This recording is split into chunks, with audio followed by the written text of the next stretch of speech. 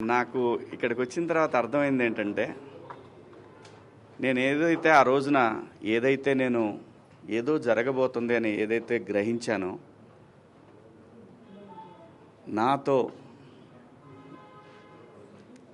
Career మొదలుపెట్టిన వాళ్ళు చాలామందికి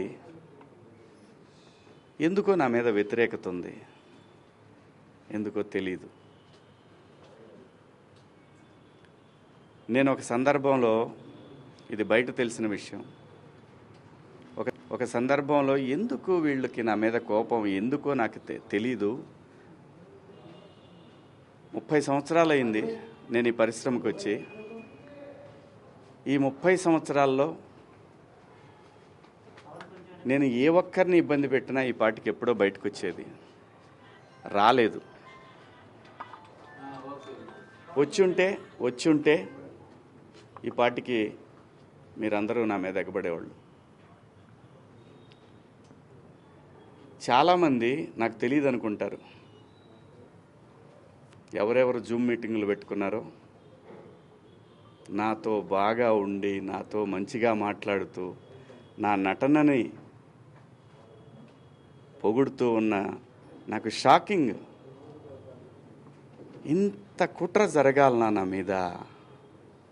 నేను అన్న పదానికి, ఆ 2 పదాలకి, నేను ఆవేశంలో మాట్లాడిన దానికి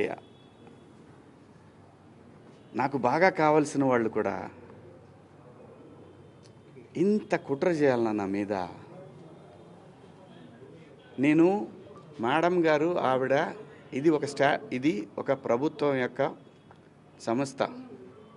వ్యవస్థలను గౌరవించకపోతే సమాజం తప్పుడు దారిలో పడుతుంది, అన్రెస్ట్ ఏర్పడుతుంది.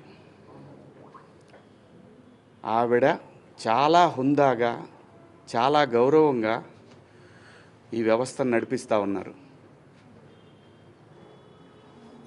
ఒక బిడ్డకు చెప్పినట్టు చెప్పారు, ఇది ఇలా తప్పు.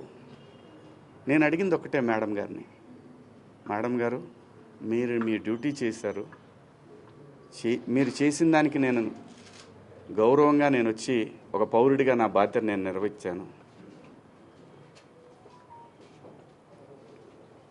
ఇక్కడ ఇందాక నేను మాట్లాడిన నా కుట్ర విషయం వేరే, మేడం గారి సందర్భంలో జరిగింది వేరే.